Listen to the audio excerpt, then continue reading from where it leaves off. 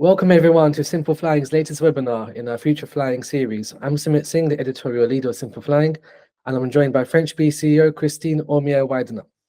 French B is based at Paris Orly Airport and operates to several overseas destinations, including the United States and French Polynesia. Happy New Year, Christine. How are you today?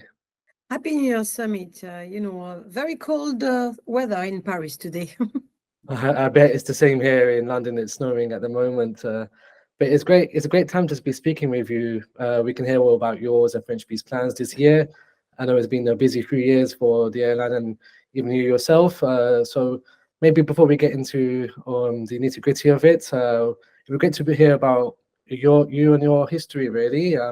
Before joining French B, you were at TAP Air Portugal, but your history dates back to 1980s, right, in the industry. I saw you Air France initially, and we worked at different positions across the market. So it'd be good to hear about that and hear about how your experience has shaped your career to become the leader of French B. So yes, I think that we can say that I have a long career in the industry, and my training school was Air France and Air France KLM. And I learned a lot, first on the engineering side, starting with the maintenance department. I was very lucky because that's definitely very important in our business and quite a significant, dimension of our cost structure, but also very important for the operational integrity of any airline. So, and then moved to the commercial side of the business, and I had the opportunity to manage a subsidiary of the group in Ireland after traveling and taking responsibility in the UK and in the US. So I had the pleasure to spend 5 years managing a subsidiary. So it was a regional airline based in Ireland called CityJet, still existing today. SCMI provider of capacity for the regional business, and then move on to other adventure through a travel agency experience, but back to the industry with Flybe in the UK. And then, COVID hit, and then TAP Air Portugal, and now, French B and Air Caraïbes, because our group have two airlines, Air Caraïbes and French B, and today we are here to speak about the French B side of the business. So I think these experiences for me gave me first an opportunity to learn more about different markets, but also different dimension of the business, being the regional business, being the long-haul business, being the corporate business or the leisure business, and also the full legacy and the low cost. So I was, lucky to have these experiences to give me a full picture and experience of this industry.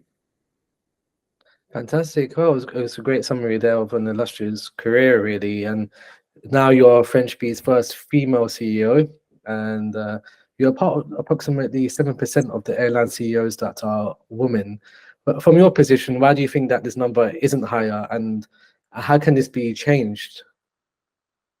Yeah, I've been asked many times this question, Sumit, and I think that things are starting to change. We see more and more female CEO, and the latest appointment with Pegasus and KLM or Elal are quite nice to see. So I think things are improving from this perspective, and I think that by showing also the performance of these new leaders, it will definitely give more motivation to appoint more female CEO or top executive. I think the diversity and inclusion is definitely should be a priority for industry. We know that diverse organizations are definitely performing much better than a non-diverse organization.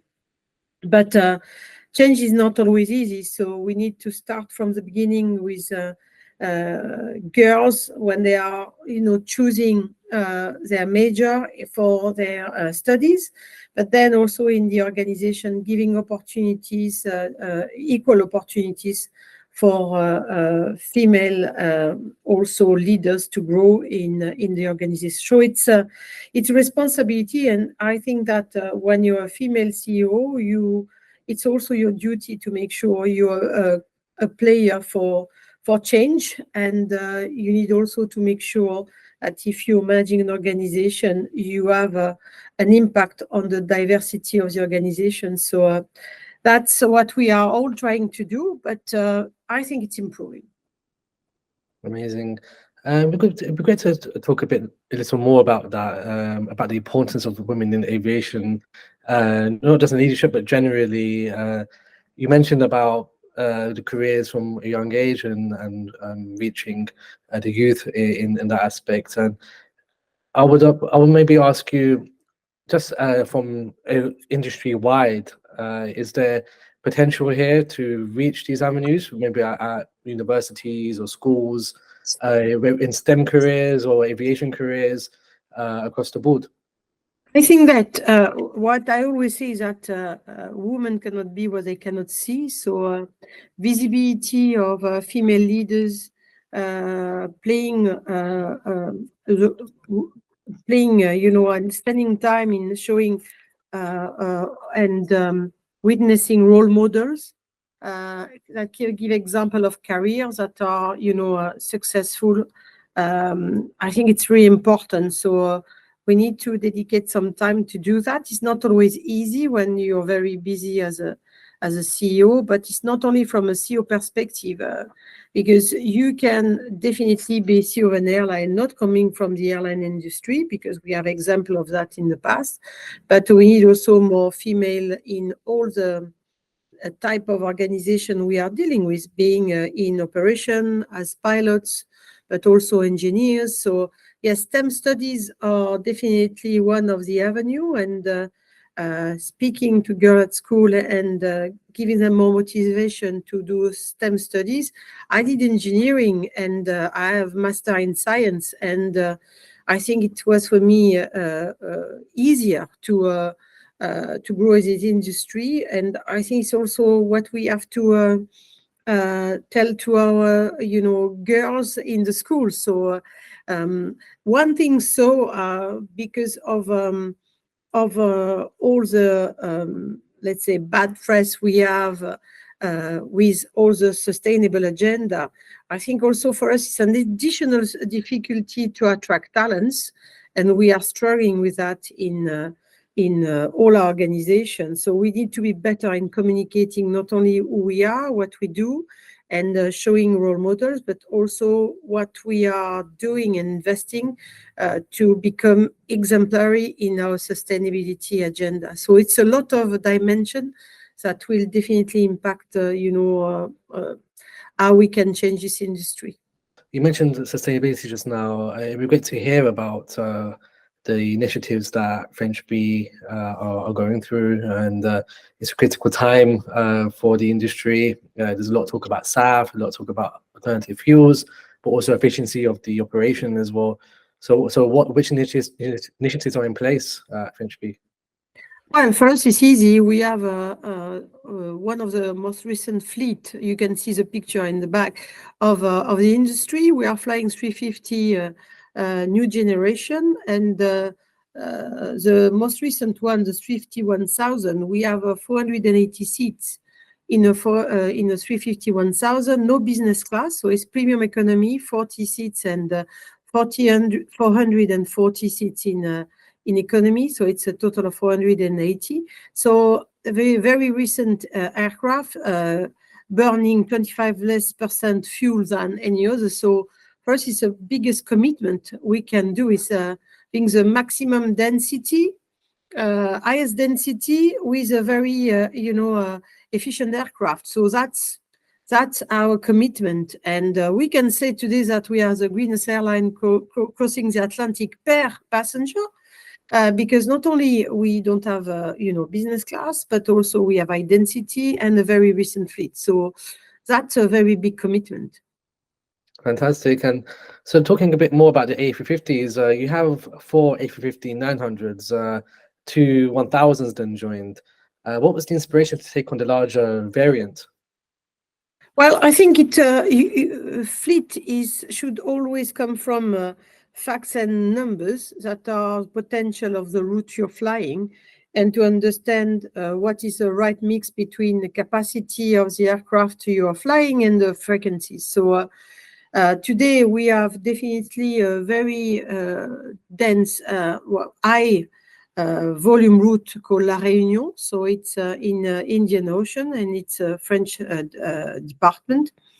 And this route is definitely very in line with frequency on a daily basis, or even two daily when it's a peak season, with 1,000. So it's definitely it was a right decision, but you can only take a decision based on network performances and potential, and that was the right decision to choose the 1,000 for this route.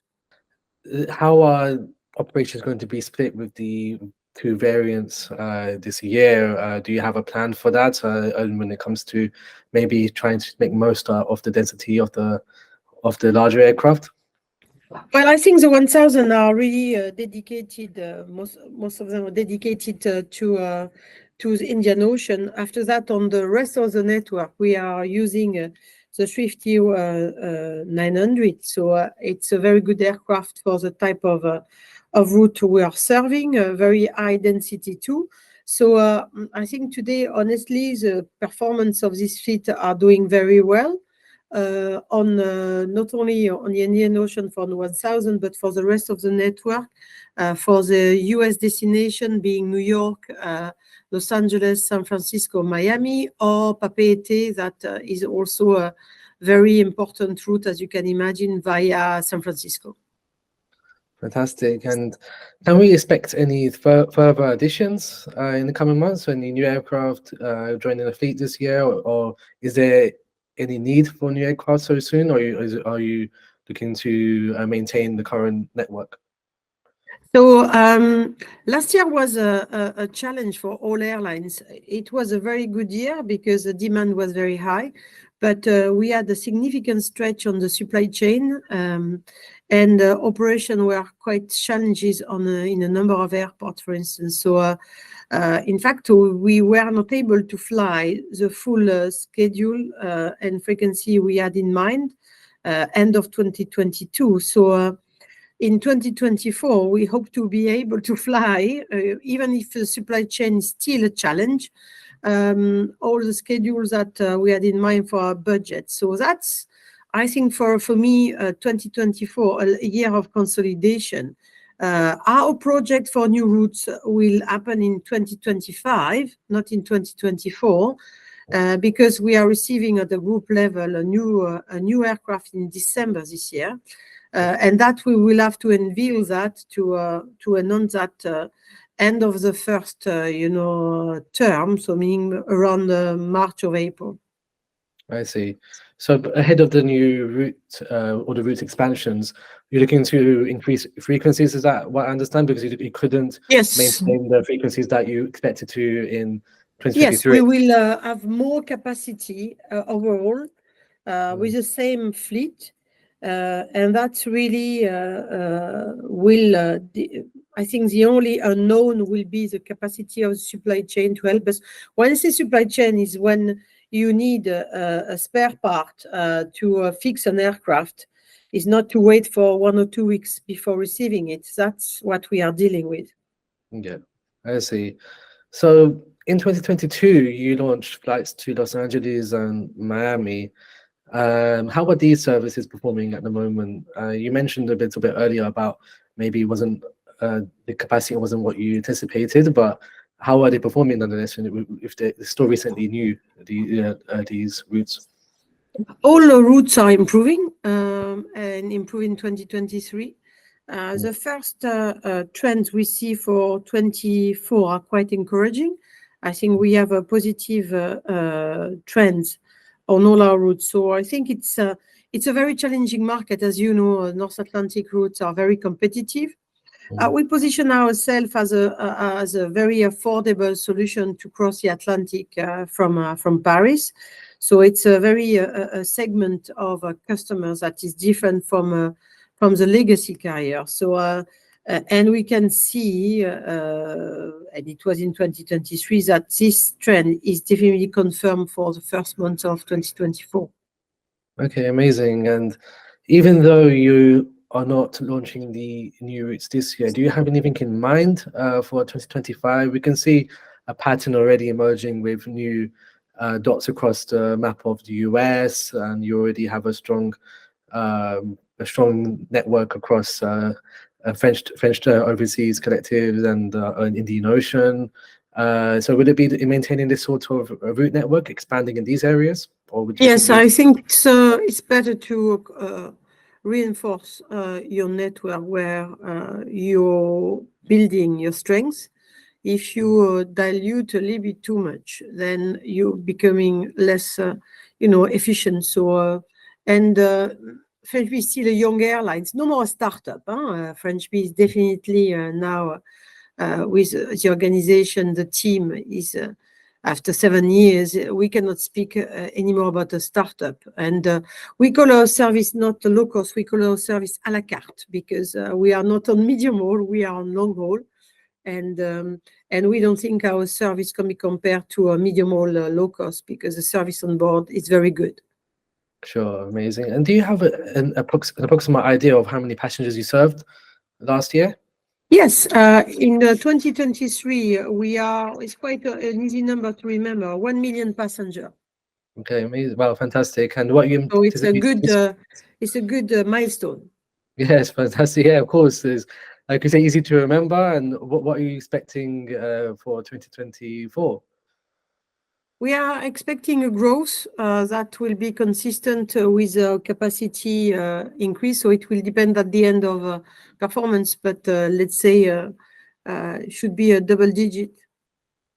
Fantastic. And the Summer Olympics, will be contributing to this increase, I guess. They're coming up this summer, and how are you preparing for this? And if so, how are you ramping up capacity to meet demand for passengers? First, the Olympics will be an operational challenge for all players, because as you can imagine, we will have some pressure from our customers, but also we have protocols in place, we have a new infrastructure in place, because at least don't travel alone, and they have a lot of also materials that you have to carry with them. It's not classical suitcases, so there are a lot of logistical implications, and also for employees, because the question of how do you move around Paris, how do you find solutions for your crew when they need a room. So that's what is work in progress.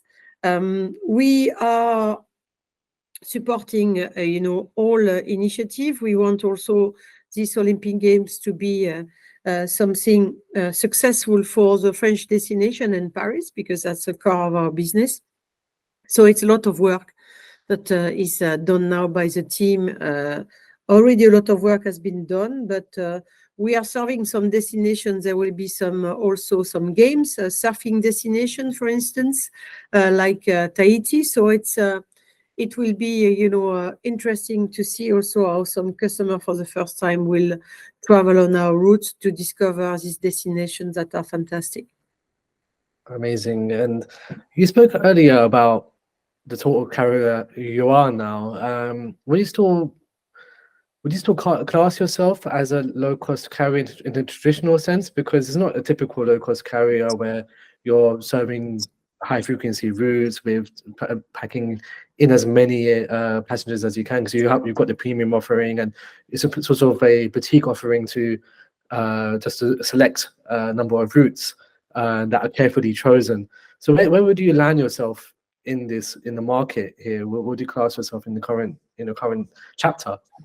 Well, I think that we are, matching the needs of a different segment of customers that look at what they spend, how they travel, the type of aircraft they are flying, the type of service they are flying, honestly. And everybody appreciates the comfort of a business class and the quality of service, but it's true that it's greener to fly in premium than in business class, because we know all the consequences. So I think that our customers are a mix of first, customers that are really for them, they want an affordable travel, but also travel is providing them the service they are expecting from the money they are spending. Our premium class, we don't have any business class. So the premium class is a premium class for our cabin crew. So the attention and the smile they have, during travel is always a good surprise for everybody testing for the first time French bee. So it's something that we want to keep. It's not about, a bad service. It's about a good service for a good price. After that, our customer will choose. In premium, of course, your meals are included. But in economy, it's about, the price depending on the service you want to have. So it's a freedom to choose the service you want to buy on board. And that's also different from maybe what was happening in the past, because our customers are more and more aware of travel. They know how to travel. They can read all the differences between airlines, and they know what to expect. So we can say that our travelers are more also the professional travelers that want to have the choice and want to pay for what they want to pay for. And that's maybe a new trend in the industry, and it's increasing. I think well summarized there, and you touched a point here earlier about the challenges preparing for the Olympics in Paris. But generally, what are the major challenges your airline is facing currently? We had a tough few years for the industry with different fluctuations in the direction. So what remains today? What are the hurdles that you have to overcome? I think it's what I mentioned before, supply chain difficulty after COVID, when some let's say production were stopped. So it's a supply chain for engines, supply chain for spare parts. Give you an example, we were waiting this weekend for a spare part because we have an aircraft on the ground for an hydraulic valve, and we had to bring a spare part from Michigan, then to Paris, and then Paris to Martinique. So it's really a headache or a nightmare. You choose. You need to find the spare part in the world and find a way to bring them to the aircraft. And then you have also, so the supply chain one, and the second one is to find qualified talents, being pilots or being engineers, to work or fly the aircraft, to work on the aircraft, to fly the aircraft. So it's talents, qualified talents, and or certified, or depending on what we are talking about, and supply chain. Right, I see. And with this in mind, what is the priority this year across the board? What was the focus now for French Bee? We've got a whole year ahead of us, and there's lots to cover. But I'm sure you have a couple of primary areas you want to. Yes. So French Bee is a very efficient airline. So this year we have first we're investing a lot in digital. So in our website or in our app on the mobile. So improving the experience of our customer, not only to book but also the experience to be in contact with the airline 24/7. So that's a significant investment that is also touching the operational side of the house. So it's really service and revenue. That's one. On also on the customer, we are investing in processes, procedure, technology to be in contact of our customers 24/7. And we can do that with a number of tools. On the operational side is strengthening relationship with partners, being a maintenance organization, being processes, procedures. So it's really the revenue side, the customer side, and the operational side that we have to improve. And always room for improvement anyway. Great to hear. And It's been great speaking with you all together. We've covered quite a lot of ground from your history to the aircraft, to your roots and your future. Before we wrap up, is there anything else you'd like to highlight to our viewers? You need to test the product, Summit. I would love to, for sure. It's definitely on You my. need to fly French B. You will be amazed. We are very modern. Our crew, most of them are baby French Bs. They started their first experience with French B. They have a great modern uniform with blue jeans, etc. So it's the same time is very friendly, and I'm sure you will definitely appreciate the service like do most of our customers, hopefully today. And we are trying to improve that step by step. So no, I think it's a great airline, very efficient, quite recent, and with a modern fleet and a motivated team to be successful with our customers. Amazing. Yes, I'm definitely going to try it out next time I head over the Atlantic. But it's been fantastic speaking with you. Thanks for joining us. I hope you enjoyed it. And I also want to thank our viewers for tuning in as well. We'll catch you next time on Future Flying. Yes, thank you so much. Thank you, Summit. Bye-bye. In addition to our daily YouTube videos, Simple Flying publishes over 150 articles every week. If you're looking for the latest aviation news and insights, visit simpleflying.com.